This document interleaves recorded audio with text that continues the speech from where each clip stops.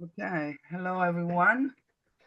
We are here with Letecia Layson for our second part of the webinar, and let me share with you my screen and welcome to everyone. In our precedent webinar that was on February 17, it was a full moon.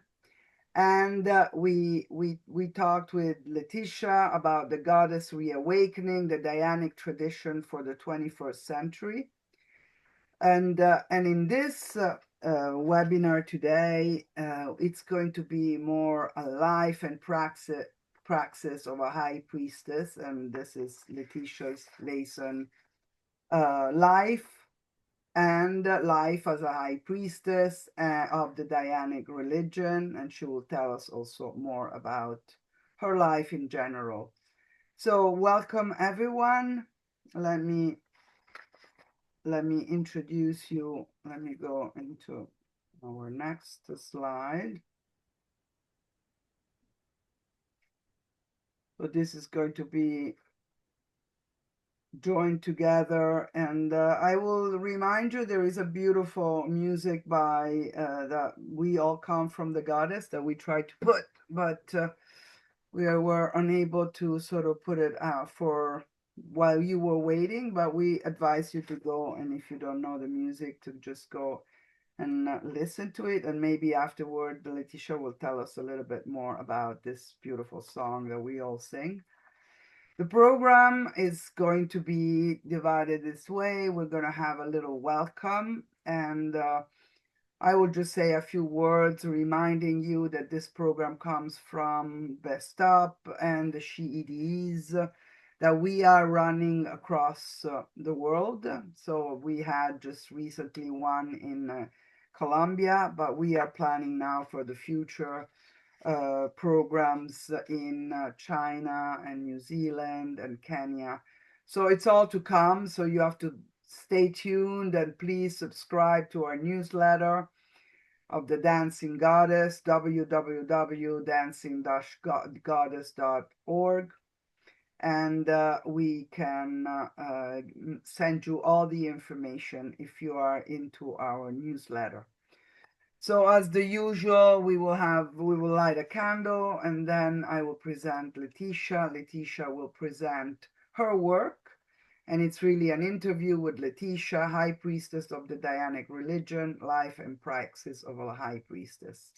And then we have prepared for you a few moments in which we'll go in breakout rooms and be with each other and maybe share a few questions that Letecia has prepared for you.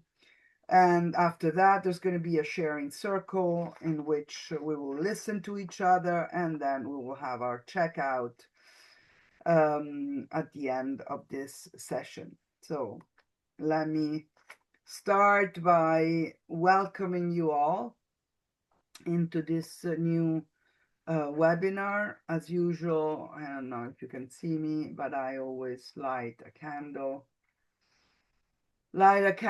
to Mother Earth, to the goddess, to everything, to the feminine energy that is supporting everything around us. And just ground yourself. Just take a deep breath and just relax. Close your eyes if you want to, and take a few deep breaths and feel your body and the energy that is in your body, the breath that is supporting you.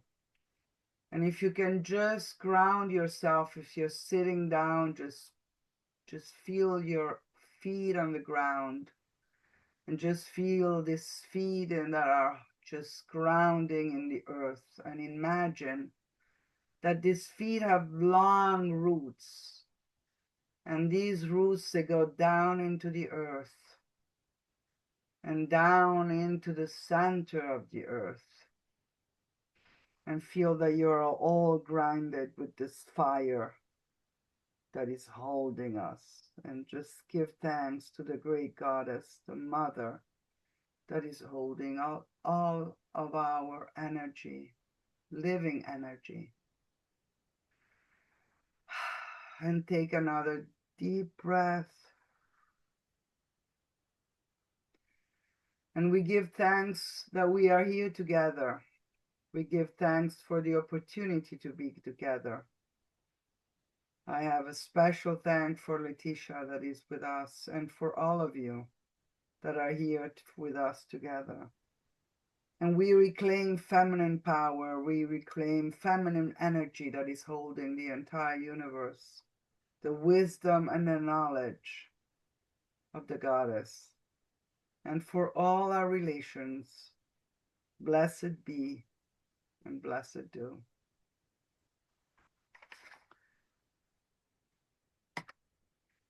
And with this, I introduce you to, for those that maybe weren't there last week, I will introduce you to Letecia Layson. In 1971, Susanna Budapest led the first ritual with a small group of women, Susan B. Anthony Coven No. 1, and called their new religion Dianic Witchcraft. In A Witch Like Me by Sirona Knight, Susanna says she passed the community to Ruth Barrett, who passed the community to Letecia. Today, the community circle of Aradia continues under the leadership of Serodwin Rosebreeze. In this short talk, Letecia will share her story as shared by her elders and teachers. So Letecia, she's a Filipina feminist futurist priestess of morphogenesis, form coming into being. High Priestess of Diana, priestess of Hierophant in the Fellowship of Isis Temple of Isis Los Angeles. Letecia is one of the founding mothers of the Center of Babylon Studies, a member of International Feminists for Gift Economy and the Modern Matriarchal Studies Network. So her ordination as a high priestess is documented in Wendy's Griffin Enchanting Women, Priestess in America, 2006. And Letecia carries forward this lineage of Circle of Aradia, bringing decades of experience in ritual, teaching, and sacred leaderships. So welcome, Letecia. Welcome into our little coven. And yes, please, to you. Yes. Thank you so much for having me, Sabina. I am honored to be here and delighted to get started. So I am setting a timer because I get lost in the story. When you asked me about my life, it's been so magical. And I'm 72, so there's a lot of story that goes along with 72 years, a lot of experiences. So would you, if you would, Sabina, put up the next slide. That's just the program, and I'm going to kind of divide it into 5 sections, and then I will end and go into the questions. And then at the very end, I have a beautiful poem that I will read that unites us all. So next slide, please. This is the bibliography from the last time. And after this webinar, I'll compile the bibliography of all of the references that I speak and share with you today. And it will be put up with this webinar. So this, what you're seeing, is an image that was gifted to me in about 1999 or the year 2000. Priestessing on the Edge of Chaos, Science, Systems, and the New Economy. And this is an image that I feel is represents my ministry as a priestess of morphogenesis. And I always say that this is a book that's writing me. So every year there's new chapters that go into me and into this book as a memoir that may or may not actually ever be written down to be shared, but it's a lived experience. Next slide, please.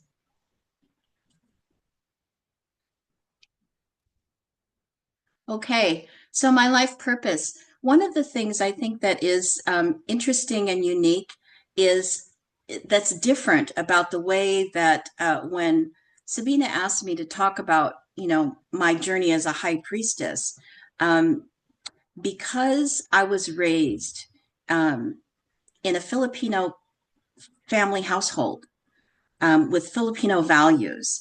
And I will give you a reference. It's a series of short videos that were developed for Filipinos in diaspora that talk about the culture that I come from. And it identifies that I'm not particularly unique in my experience. There's, I think, 115 million Filipinos in the Philippines. And in Italy, there's about 225,000 Filipinos in Italy. In the United States, these are from March this year. In the United States, there's 4,640,000 Filipinos in the United States. But quite literally, Filipinos are all over the world. One of the largest things that the Philippines exports is our people who are trained in many facets of industry and service. We're highly professional, and anyway, so we're all around the world. And I'm unique because, again, I don't have any European blood. And I was initiated, ordained, and trained in a European-based Wiccan tradition that's rooted in old Europe, the old religions, and old traditions. So in order for me to be able to be recognized both by my communities and by my elders, I needed to be proficient in understanding how this confluence of women's, the suppression of women's traditions began to be flourish again in what came in the United States as second wave feminism that started in the 1960s. But my life purpose really came with this, is represented by this poem. This is me at 3. I didn't write this poem at 3. I wrote this poem a little bit later when I was still in elementary school. If I had 3 wishes, and if I had 3 wishes, I'd wish the world would come to peace and all our sister countries helping hand in hand. If I had 3 wishes, I'd wish for people to get well. If I had 3 wishes, I'd wish for happiness for everyone alike. Just think what would happen if I had 3 wishes. So I wrote that in 1963 and 1964. And the people who I met in my childhood recognized that this is what I've worked my whole life to do. It's part of the foundation of my ministry. And in the Filipino story, you'll see the deep values that are embedded. I was raised in a culture that recognizes itself as related to all things in the world and in the cosmos. So I was raised in a Filipino household where I belonged, that I was fully unconditionally loved, and that I was inspired to actually be the best that I could be, to honor my elders, and to recognize that I had a role not only in my community locally, in my city, in the world, but with my ancestors, both past and future, to thread together this legacy of what it means to be Letecia in a physical body. Could you do the next slide, please?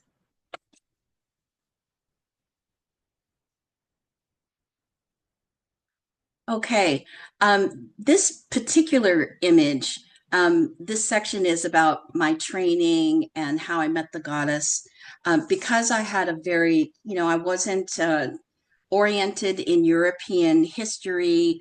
I didn't get the basic Eurocentric codes. Those were actually implanted from educational and just the context of living in the United States and growing up in the United States. There is a book that's called The Geography of Thought, How Asians Think Differently and Why. And that sort of orients you. And this book talks about the differences in which Asians and Westerners actually have a different way of viewing the world. We think in terms of process. We're not deeply object oriented. We're more related in the way that we are. Those of you who have a goddess practice, you know that our relationship to the goddess, she is everywhere. There is no thing that is not goddess. So it was easy for me to be able to relate to this notion of a goddess religion, she who is all things, she who births the universes of universes, was very easy for me to actually adapt.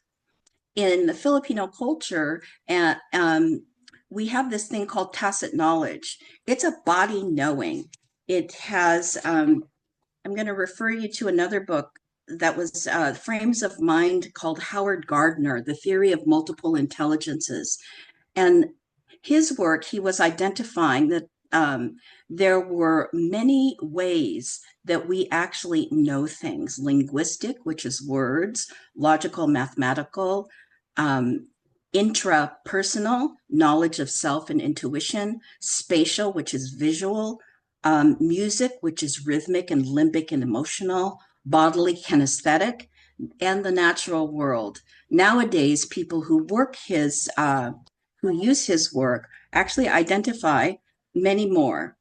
And she is everywhere. This way of knowing, this tacit knowledge, for me, tacit knowledge is knowledge that is embedded within my cellular frame of reference that has a historical rootedness to my ancestors. So it's what I am assumed to know because I was born Filipino. And as I begin to develop in the developmental stages from childhood to adulthood to elder, all of those things are actually like a mystery school. They unfold into my consciousness as needed. I've had the great fortune of having had physical elders and teachers. A lot of women that I've met on this magical path, on this goddess path, work with guidance that are not in the physical body. But I have been able to have humans who help me navigate the human world, as well as the spiritual, magical, and all the different realms of our livingness. So my training was formal and informal. Everything that I learned before I actually began official training, I was ordained in 3 traditions. One of them is the Dianic Tradition. The Dianic Tradition is also the place in which I was formally trained in witchcraft. So there were levels of initiation that later on we'll see what those are. And I was required to actually be skilled in many different levels of ritual making. Let me see. This is a course, the first course that I ever took was called Woman Identified Wicca, or Feminist Witchcraft in the Dianic Tradition. It's an introduction to the history, philosophy, cosmology, and ethics of feminist Dianic Wicca. We're exposed to all of the teachings, ritual, practice, and spellcraft, and the purpose of which will be empowered in our lives with inspired connection and commitment to myself, my community, and the earth. So this was at the core of the teaching that I had. This first series of classes folded into sometimes it was done as a year and a day, but I took it in different parts where areas of specialty were actually more intensified.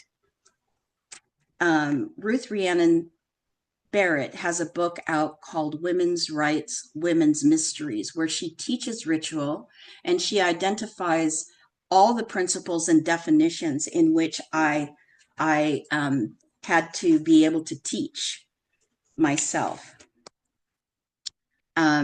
Women's Mysteries of the Ancient Future Sisterhood was, I think I mentioned before, a shamanic dance tradition.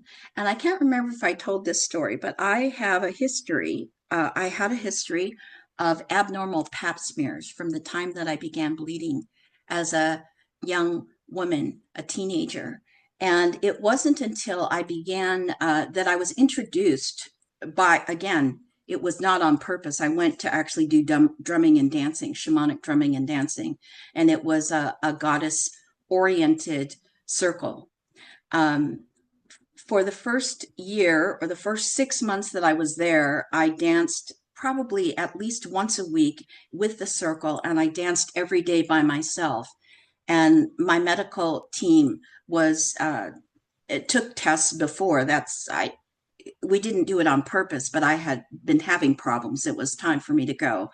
By the end of 6 months, for the first time as in my life, I had a normal pap smear. And then I was tested from then on for every couple of years. I would go back in. And to me, that was just a reflection of the work that was done at a cellular level, the work that was dedicated to the goddess in her many faces, to move this energy, to heal myself, heal the planet, reclaim my own autonomy as a sensual, sexual woman, and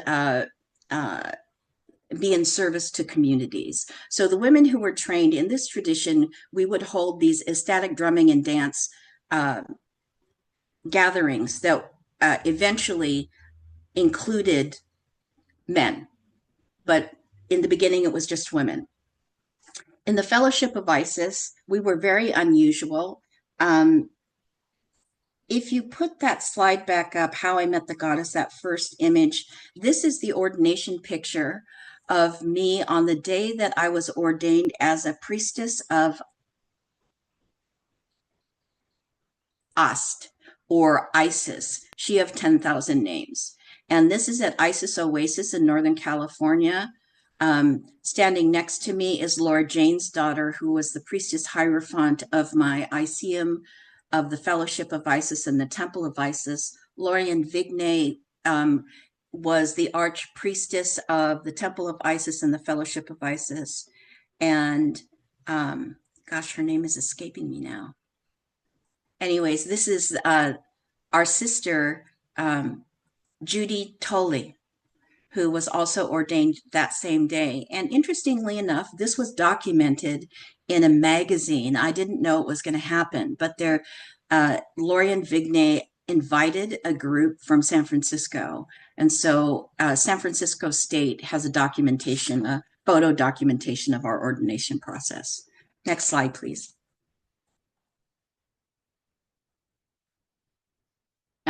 One of the most important things I think we need to do in the Filipino culture, the ultimate reality of what it means to be a good Filipino is to be a good human being. In the Western culture, we have a deficit of elders. I often meet women who say, they wish they had elders. So this book, which is a very small book called How to Be an Adult, helps you actually gain knowledge. Is kind of like an owner's manual to what it means to be a human, to what it means to be an adult. It's very kind, it's very direct, and it's very succinct. But I could recommend that book. And the other book that I would recommend of what it means to be human, which we didn't put on a slide, but it will be in the bibliography, is The Evolved Nest. And The Evolved Nest was developed by Darshan Navaris, who is part of our network in the Maternal Gift Economy Network. And Darsha analyzed and looked at what are the developmental stages of the human mammal in relationship to what it means to all other animals in the world, and looked at what is necessary for there to be a full development and maturation of a human being. That's in addition to, especially if you want to be a priestess, you need to be able to be well grounded in who you are, knowing how to care for others, but also your own self-care. So I highly recommend that. And I, during the summer, participated in a beta program for the Evolved Ness Ambassadors, which was a group of global practitioners who are taking this theory and incorporating it into their work. And they're pretty much everywhere. So I was very happy to be able to participate in that.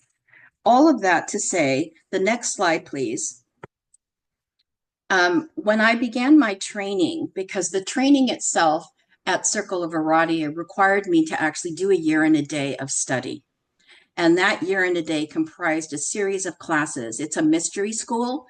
One of the other core values in that mystery school is women's blood mysteries, is to understand what it means to actually be a female woman in this body and how that development influences and contributes to empower us to do the work at different stages in our lives. We don't just assume that at every different stage, you can't expect a child to actually do the same kind of work as a crone or as a high priestess. But there are different things that need to be developed as a female to be able to actually stand in that energetic, hold that power of what it means to be a high priestess. These 3 levels of commitment at Circle of Aradia is a dedication and initiation into the community itself.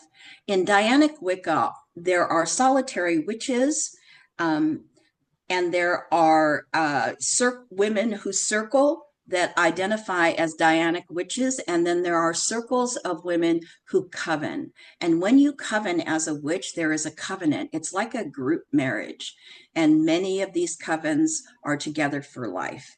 And so these women, it's often a teaching coven, it's a ritual coven, it's like your best friends, but it's the most sacred place where you can actually develop and experience all things magical, where you don't have to worry that they won't understand you. The next level is, if you're going to, if you find yourself called into service, meaning in a coven itself, every woman is a priestess. Even if you're a solitary, you're a priestess at your own altar.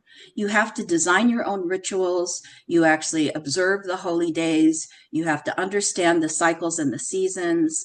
You have to learn magic, all the skills that would be necessary to be a priestess.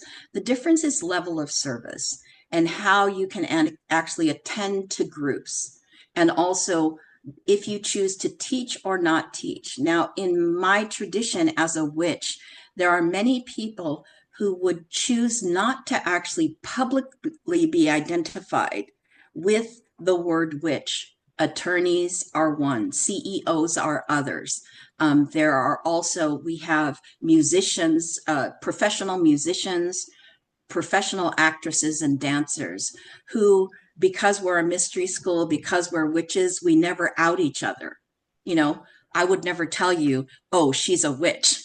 I mean, that would just be ridiculous, because some of these women, I'll just tell you, in the Philippines, one of the things when I first started, they were still killing people who were identified as witches. You can imagine the challenge that my mother would have as a very religious Catholic woman, and what that would mean. And one of the things that she said to me early on was, oh, you know those witches, they eat children. And my mother, but my mother came to one of the classes that I taught, she came to a workshop with one of my sisters called An Introduction to the Goddess Religion. And it ended with a small ritual where no matter what your religion was, that you were able to to recommit to your faith and your religion. And so my mother, one of the things that she said when in the class, I asked if were there any questions. So my mother's hand goes up and she said, "You mean to tell me your goddess gave birth to my God?" And I said, "Yes, mother. I want you to know that she did." And my mother just went, "Oh." And but the Filipino culture itself, I think, is unique because my mother saw when she, if you read the article, she came to my ordination ceremony. And what she saw was me taking responsibility and leadership in a community. And everything that she had seen and heard of all the people that she had met in my communities, we were activists, we were political, making changes in the world, we were serving communities at we were on rape crisis calls, we did everything. And so my mother understood, oh, okay, this is not, they're not eating babies. She had lunch with my friends, so she knew we didn't eat babies.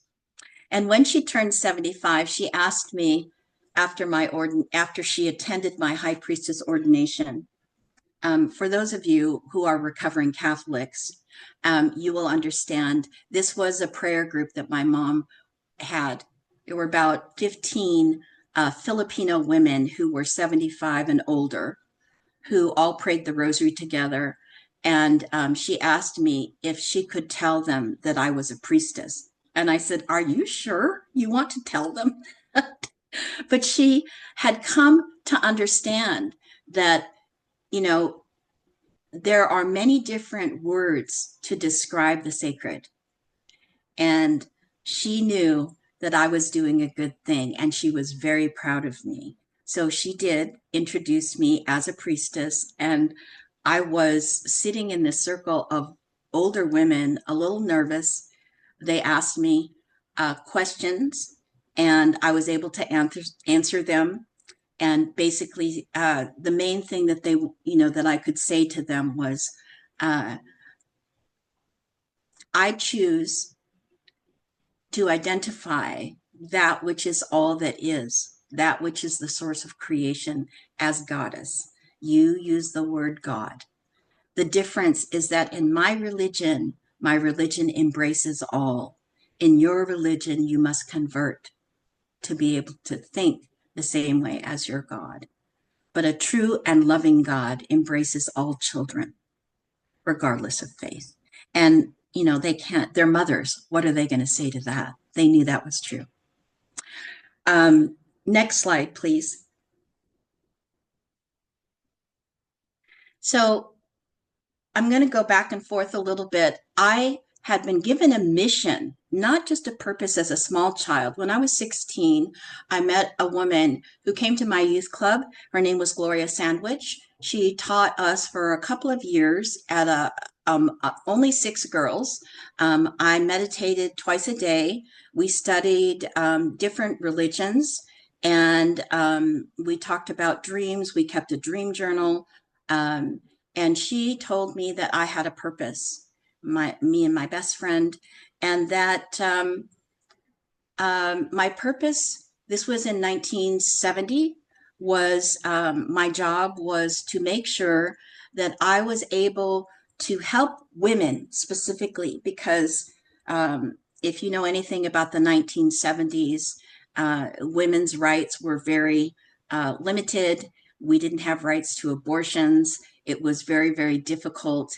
And so she gave us the ability, she gave us the curiosity and ability to be able to find our way, to find resources to help women.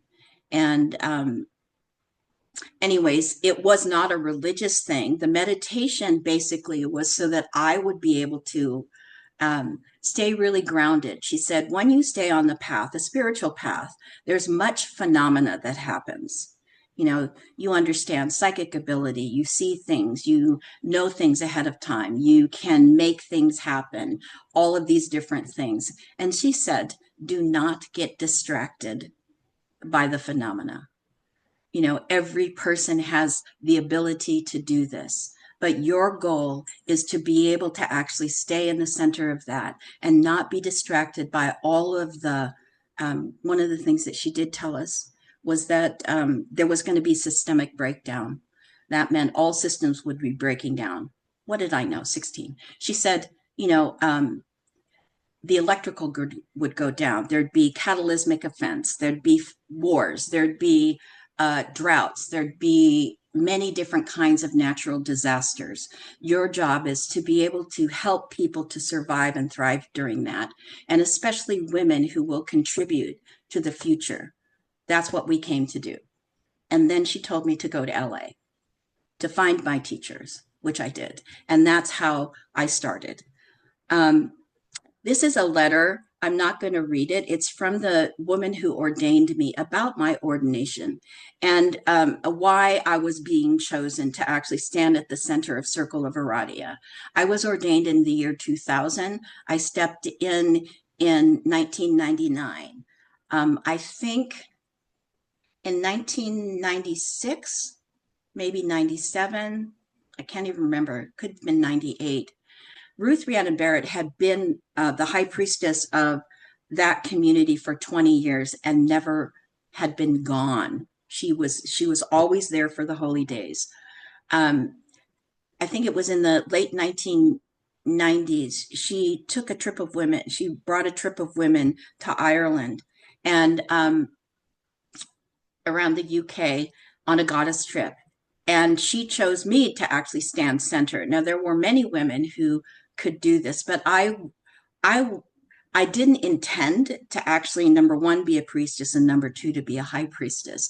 So in our community, we called ourselves facilitators. In a public ritual, we were facilitators. No one knew which one of us was a priestess. No one knew which one of us were initiates who were identified as witches, because our role really was to be there in service to the goddess. And it was less about our commitment and more about creating the space so that women would be able to experience a transformation in 2.5 hours. So all the women I worked with were highly skilled. I was one of many. It included building sets, kind of. We had these big, elaborate rituals, original music that was written by many different women. We had women who actually played different music. We did ritual theater within the context of it, including all of the magic that was done within the ritual. And our magic was always done personal magic that was done when we did these big community rituals. The first one was done as a personal ritual. The second one was done, the second level of magic was for our community, and the third was for the world. So every ritual that we did was to include that. Just so that you know, I was ordained in those two other traditions. I was ordained as a priestess of morphogenesis in Women's Mysteries of the Ancient Future Sisterhood and in the Circle of Aradia. When I started training at Circle of Aradia, I had already been dancing at Women's Mysteries. We did everything in ritual. So that was just a natural mentored way of learning ritual. But when I started my formal classes, I was doing ritual for myself. I was doing ritual with each of the communities. So that was 4 rituals.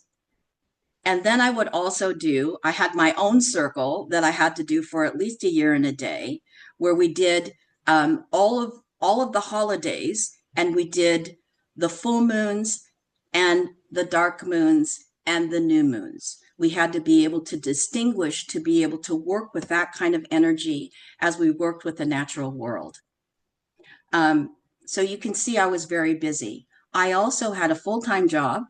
I was in a relationship that I've been in for 14 years. I was in a group that was called Transformational Methodology Seminars, or the Imaginal Disc, that I was in for almost 18 years. And I was in that before I came to the Goddess, that looked at the world through the lens of a living system. And again, going back to looking at the Goddess as this emergent factor in the universe, using a birthing metaphor as the way in which all creation came about. It is no wonder that it was easy for me to be able to identify with a goddess religion. In the Fellowship of Isis, I was also consecrated as a priestess hierophant in the Fellowship of Isis in the Temple of Isis. Now, in some traditions, a consecration, once you're ordained, they don't feel that it's necessary to actually do another ordination. An ordination is basically a calling that you've gotten from the goddess, and you, again, it's kind of like a marriage to you and deity. When you have a consecration, it's actually just another level of commitment. I've already been ordained. I don't need to be ordained again. The goddess and I already have a commitment. So I was consecrated. So not only am I a high priestess, I'm a priestess hierophant. So I'm an HP and a PH. All right. Next. Okay, so these are sisters of my altar. Zuzana Budapest is seated next to me. She's at the center of the picture with the big crown. I have nothing on my head there. It's just my hair. So these are some of the high priestesses that are recognized by Z in the Dianic tradition. She does every 2 years for probably the last 40 years. She's been doing festivals. And these are goddess festivals. These are women that come and she organizes them. It's one of the only times that high priestesses of this tradition come together, because we're busy with our own communities. We don't have time to travel to other places because we have to attend to the people who are in our local communities. So this is one of them. And I thought you'd appreciate the next slide, please. So I lived with these two women, Laura Krajewski and Delphine Demore. They are also ordained and recognized as in the Dianic tradition. So they gifted me with this jacket. We look like biker girls, but we're high priestesses. And it's one of the things that I just want to encourage you. You know, there's lots of different ways in which we learn. One of the ways that we learn most rapidly is when we're with our peers.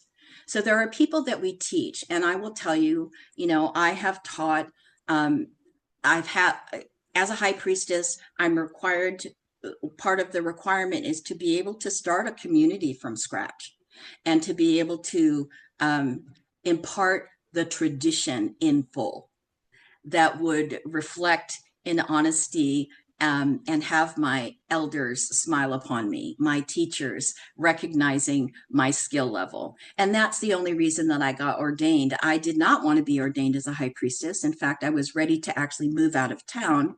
I fell in love with my partner. And if I was going to stay in the area and be with my partner, then I could take on this role. Otherwise, I was actually leaving the city. And so I decided I would opt for love and take on this bigger role. And it was not an easy role, but it was a beautiful role. And out in the big world, you know, I've represented my faith and religion with the big main religions at the Parliament of World Religions, locally in the interfaith councils in Los Angeles, where I was. I often speak. When I went to the Goddess Festival in Glastonbury, the Dianic tradition is unique because we are very woman identified. It means that everything that we do and teach is so that women recognize themselves. It's a way to not be referenced as to a partner that's male, but you identify with all things that female and woman, that you could do and be anything. And we wanted to elevate women's work. So we paid women living wages. We bought things that were made by women. We bought music that was created by women, because men have many different markets, but women have a very tiny sliver. So our artisans would create things, and women always want to gift. We want to give things away, but then they live in poverty. So we have to change our relationship to our resources as well. So when you create a community, you need to actually look at all of the different aspects, like the wheel that Sabina has in her SHE-EDE. All of those elements I was required to represent as a priestess, that I could, if somebody comes to me, and I feel grateful because I do have women who have taken my classes 30 years ago, 20 years ago, who will call me periodically, and they tell me their wins, and they'll find me for counsel. And I've blessed babies, I've done marriages, I've had to be able to mediate conflicts. And I think one of the challenges, in the goddess community is that most programs don't have a lot of development, or require you to develop how to be a community. What does it mean to actually work together as a co-equal? What does it, because when you're working with peers, all of you could lead. But when you have proficient people who are equally skilled and equally mature, nobody needs to lead. So that's really, one of the beauties of actually having peers and having elders, that I still have elders now. One of the elders that I still recognize and still seek out, because she's just such a heart person. In 2006, I started a program called the 13 Moon Oracle Priestess Program. I didn't need a priestess program. I was already ordained as a high priestess, but I lived in this wilderness sanctuary, and one of my really good friends was involved in this, and she thought I should do it too. So I did, and that was a year long. Our rituals and ceremonies were 2.5 days that we were in ritual space. Her name is Ariel Spilsbury. She has a community called Sanctuary of the Open Heart. They are very active internationally, online and in person. They're in Northern California. They have people all over the world. And again, don't worry about, I'll make sure that you have references. Ruth Rhiannon Barrett, Circle of Aradia, they still teach and train the Dianic tradition, as well as Z Budapest. With with Z, you can get a reading from her, because she does tarot. So you can call her up, and so anyways, those are many of my teachers are still actually teaching. Okay. Let's next slide. I want to go to, what does my ministry look like now?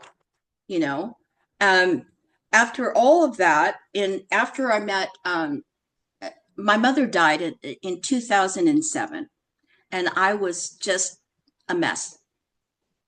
And I was standing at the center of community that I could no longer hold. When you learn a little bit more about the Filipino culture, you'll understand, our mothers are at the center, not because we feel an obligation, but because my mother was this unconditional place, and she was so dynamic. My father was too. My father was unconditional love. When I left home at 18, my dad just said to me, you can always come home. No matter where you are in the world, no matter what's going on, you are welcome here, always. And so I have always felt that I had a place to be, that I belonged. And so just to say, in the goddess community, I think there's only maybe 2 women who've actually met my whole family in all of the time that I've been involved in the goddess community. And it's not because they're not good friends. It's because you're online with us today because there's so much about the goddess to know about. So it's really hard to actually, want to know about another culture more or less. But I was raised that if I was going to have somebody who was a good friend, a good lover, or I was a good coworker, it was on me to know a little bit about them, that it wasn't their job to tell me and educate me about their culture. I wanted to know about them. My curiosity, I wanted to honor them. I wanted to honor their culture, their family, and their ancestors. So I have a series of books that I have in a stack that's called Culture Shock, that was developed for diplomats, that give you a bird's eye view of a culture, so that of people right now who are in my life, because they're so important to me, I want to know where they live. I want to know where they came from. That's really important to me because they're important to me. This right now, what you're looking at is the Global Matriarchs Gathering that happens annually. This will be the 5th year that Sherry Mitchell, who is the author of a book called Sacred Instructions. Sherry Mitchell right now, she's an indigenous elder of the Wabanaki tribe in Maine. She has purchased a land that's almost 200 acres. She is an attorney, an environmental attorney. She's fulfilling a 21-year ritual cycle that came to her as a prophecy, that her elders told her that it was time for her when she started to actually begin. And what this 21-year cycle will do once it actually completes, rewrites some of the, this is the way that she described it, it rewrites the blood codes of what happened on Turtle Island, so that we can live here peacefully with all the people who've come.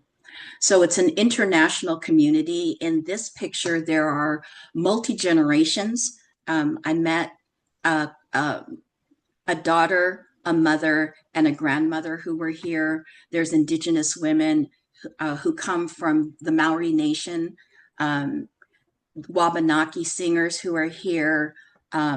Women come from all over. Next slide, please.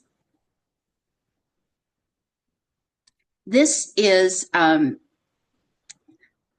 first special seminar on modern matriarchal studies that was done by Heidi in English in 2010 that I had the great fortune to be a part of. We went to Hagia Academy on Heidi's land. Genevieve was one of the speakers there and did a day on the maternal gift economy. And then after that, a few of us started here in the United States. We would do a Modern Matriarchal Studies Day biannually that was attached to another organization called the Association of the Study of Women and Mythology. The reason they chose that word, woman, rather than goddess, was it's an academic outside of the academy, where women who are in the academy, researchers, academicians, lay people like me, practitioners, artists, come and present their new work. and then they do a convening. This year they're doing an online event, which I will make sure that I give you a link to, that you can, it's a symposium, and then next year it will be an in-person event. They do a hybrid type of thing, but of course they have multiple panels going on concurrently, so it's really difficult to be able to provide that hybridly. And the other things that I'm involved in, because again, this is the idea that developmentally, as a priestess, my work changes. So when I stepped outside after my mother died, I needed to actually grieve. And I began doing other work, always with the goddess. I always go back every 2 years. I'm involved with Z's work and I support her. I still do work with the goddess communities when they call on me to either present or do a workshop. But for the most part, I'm retired. I don't teach classes any longer. My work is involved in the maternal gift economy movement salons and any other ways that I can help make sure that Jen's work flourishes and has a way to actually stay online. Modern matriarchal studies, you know, I always represent that wherever I go. There's a woman named Jill Goldman who just published an art book. She had done a series of art projects that included modern matriarchal studies. It's disentangling patriarchy. So Jen and I and Heidi are both in that book as images because we participated by either lecturing or were involved in that book. So that book was just published. In my Filipino community, I co-founded an organization called the Center for Babaylan Studies, and I was involved in something else called the Filipino American Women Writers and Artists. And the Center for Babaylan Studies still continues today, but this is the thing that roots me back to my culture. And all of the theory and the methodology that second wave feminists had done to reclaim all the goddesses in old Europe, I am now doing for myself in my own practice for Filipino mythologies and goddesses in the Philippines. So I do work with a local community here of women, and they have us come in and occasionally I will give a talk. And there's another organization in the Philippines that I do virtually called Roots of Wisdom, and that's a group of Filipino women there. Everything is rooted in healing the earth, in peace, and in the name of the goddess.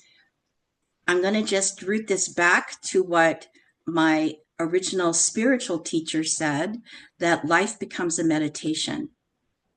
And I would like to mention Dina Batchelor, who is no longer on the planet, but she was a woman who fought for equal rights in the United States and fasted for 37 days along with, I think, 50 other women to try to get the equal rights legislation to pass. It still hasn't passed in the United States.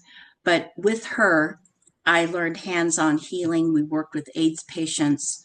Her ministry, she wanted to ordain me, but her ministry specifically was primarily with the gay and lesbian community.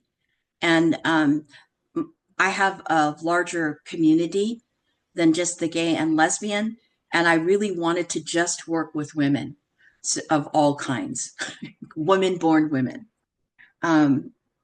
And these days, I'm, as part of Women's Blood Mysteries, I've attended to many deaths, or enough deaths to be able to deal with that.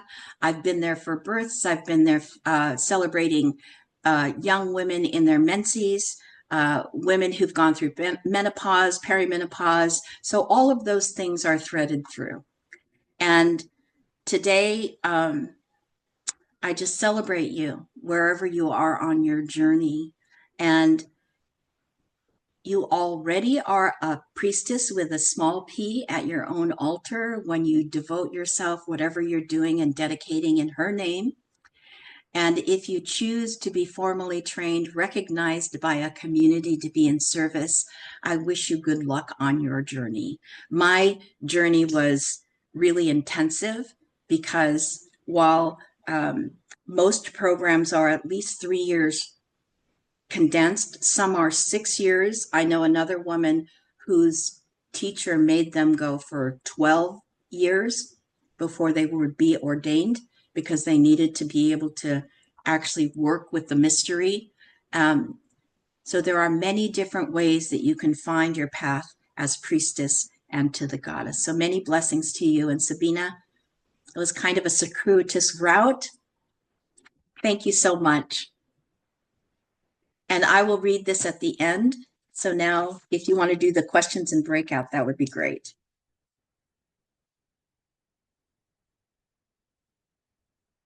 Oh, you're muted, my friend. Sabina, you're muted.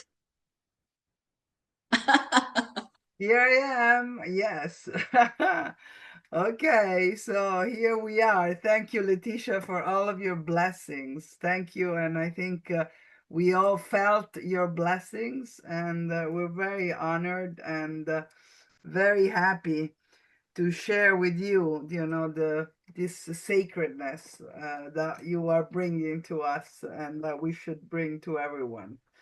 So, having said so, I would like to share with you maybe a little exercise that with Letecia we were thinking about doing all together. So I'm going to share the screen again.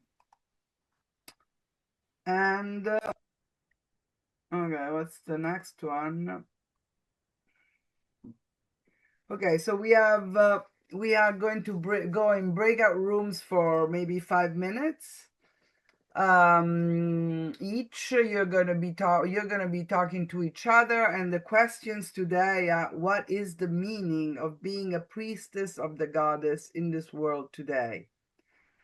And the second one is there a goddess that you are working with? So I guess that most of you have been in this journey of matriarchal studies and sacredness of the Mother Earth or whatever. And so the questions that I'm going to put them online. I mean, let me just go and fetch the questions for you and put them on the chat. Here they are. Okay, so give me some time.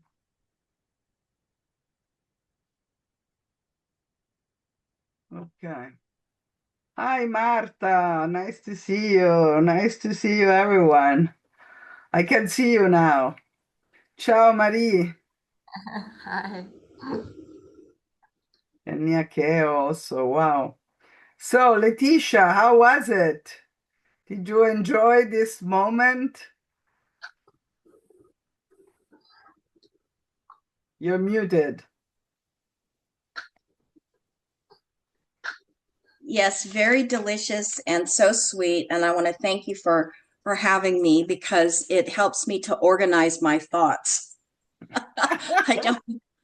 I don't think much about it these days, you know. My altar is lit with, about 18 candles of prayers that are done every day for different people.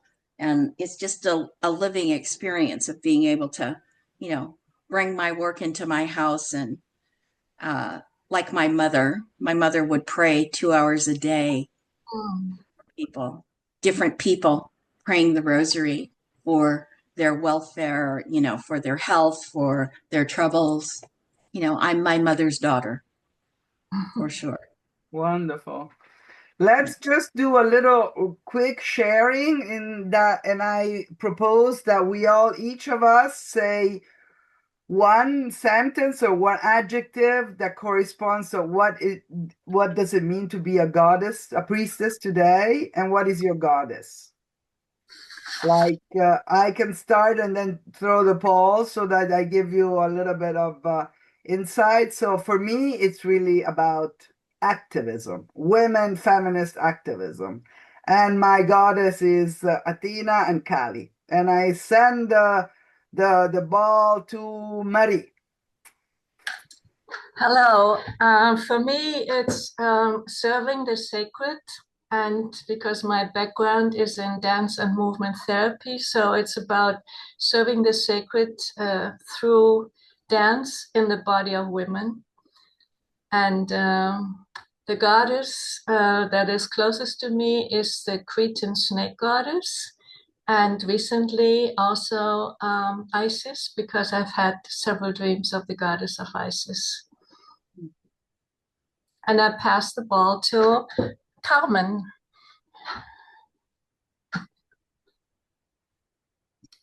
Hello, now you can read my name. Yes, my experience is to listen to women, what they feel now, mostly in the last 2, 3 years of controversial things in this patriarchal world. And so to listen, to understand, to connect.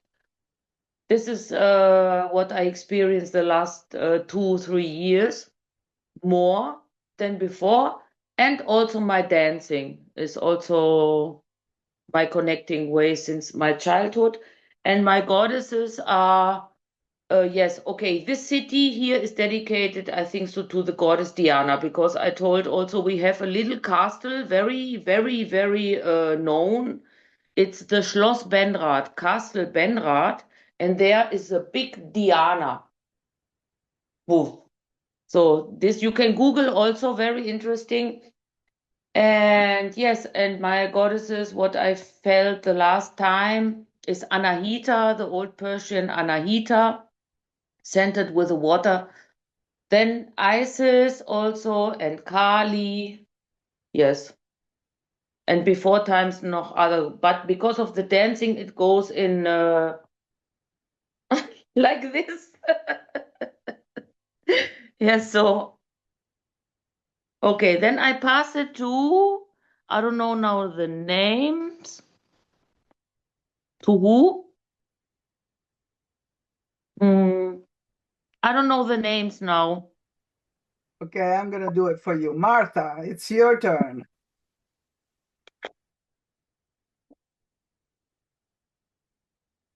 Okay, thank you. Well, I am very new on this issue.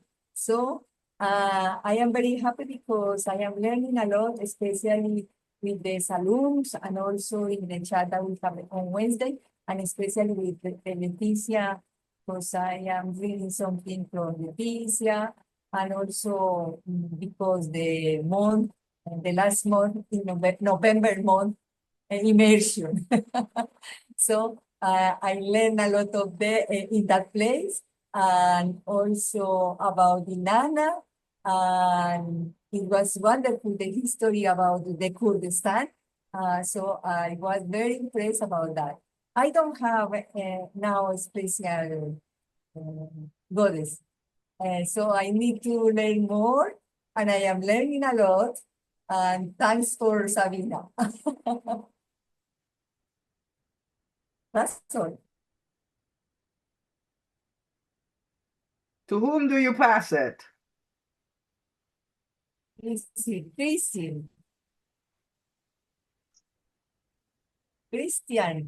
or Christian? Christian.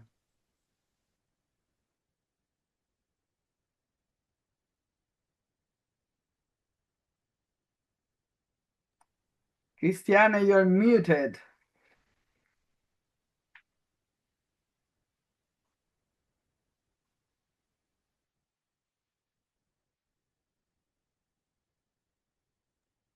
Good.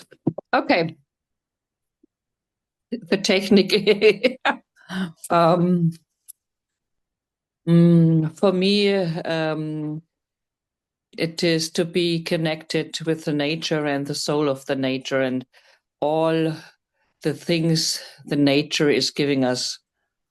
And my goddess is Demeter. Thank you, Christiana. And you pass it to I pass to Marna. Thank you. I would say I know we're asking more the meaning of being a priestess, probably in a bigger meaning, but for me today, specifically right now, I get to be together with treasured family members for a special dinner tonight that we'll work on together, and we come together with the animals who have us as human companions. So it'll be all of our favorite animals and some of our favorite people together. And for me, that is truly my most sacred embodiment of the goddess. And is there a goddess right now? Probably I'm working most closely with the Sheila and the Gig. And I will pass it to Francesca. Thank you, Marna. I feel in this moment that the main thing is that the resilience and the enhancement of the beauty, the hope, and activity about this hope and beauty and life protection. And my goddess, I love a lot of Virgin Mary. I love Nut. And I love also a lot Sarasvati. That's it. Thank you. Thank you. And there's Letecia that needs to share with us. Well, as I said before, the notion of priestess, I just want to say this. I think the most important thing that a human female can be is a sacred woman. And that many people spend their whole life identifying themselves as a sacred woman. And as a sacred woman, the title of priestess is not necessary. Priestess is a role that you play in service to the goddess. But as a spark of the goddess inside of you, as a sacred woman, that in and of itself is a beautiful thing. Priestesses are often called. So to me, today, being able to use that word priestess and what it means, because that word means when you go into the big world with the Parliament of World Religions and women who have been ordained, who are archpriestesses, those are like bishops and cardinals. And for some women, the level of organizing is like a pope of a community that's networked out in maybe 90 countries. So to understand what it means to use that word when you say it is important. And I think it's plenty good enough to be a sacred woman. Full autonomy in ourselves. So the goddess that I'm working with right now, really, I would say I work with many. My house is filled with goddesses, but this goddess in particular comes from my father's homeland. She is a goddess called Dalek Mata. Dalek Mata. She has 1,000 eyes. And she can see the past, the present, and the future. She's an oracle and a prophet. She's a healer. And yeah, I'm very excited. I have a depiction of her that sits over here. And whenever I have oracles, I have this big, like huge, like 3 foot by 3 foot table that has baskets underneath it that are filled with oracle decks and tarot decks that people come over and use when they're feeling stressed. They come over and do oracles. So Dalek Mata is the woman, the goddess that I work with, because I like to know a little bit about the future, and I recognize that the future isn't set in stone. It's more like a probability and a possibility to take forward. So that's who it is, Dalek Mata. So Sabina, would you like me to read my last piece right now? Yes, and this is such a beautiful ending for Yeah. first of all, your last sharing, and then we will read. You will read this and close this this little circle and this ceremony. And we really thank you, Letecia, for being with us and for sharing all that you've shared.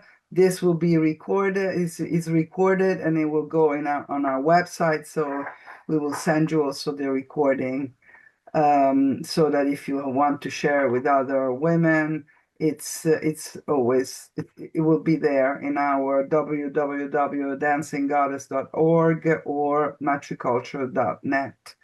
So you will have, and then also Letecia will send us all her bibliography and all her notes, so that we can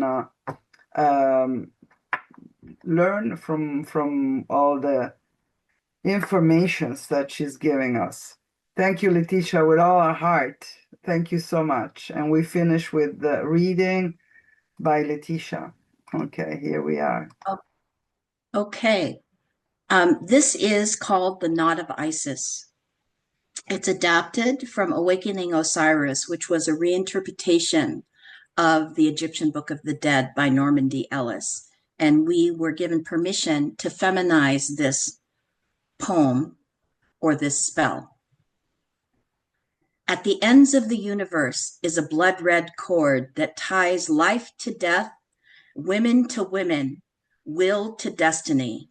Let the knot of that red sash which cradles the hips of goddess bind in me the ends of life and dream.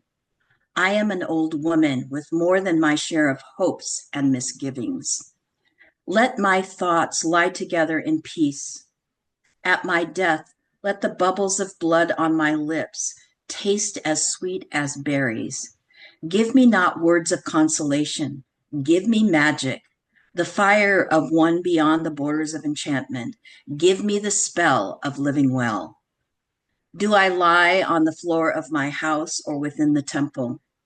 Is the hand that soothes me that of partner or priestess? I rise and walk. The sky arcs ever around. The world spreads herself beneath my feet. We are bound mind to mind, heart to heart. No different rises between the shadow of my footsteps and the will of goddess. I am the knot where the two worlds meet. Red magic courses through my veins like the blood of Isis. Magic of magic, spirit of spirit. I am the proof of the power of goddess. I am water and dust walking. Blessed be. Blessed be. Thank you so much. Thank you all for this this time together. Thank you for coming, and thank you, Letecia. Okay, I'm just a big goodbye. If you want to just check out one word, whatever you like, just say it out loud. Just unmute yourself, and let's also praise Letecia for her presentation in our thank you, a deep thank you. You're welcome. Yes. Okay, everyone. Bye-bye. Ciao. Bye-bye. Bye bye. Ciao.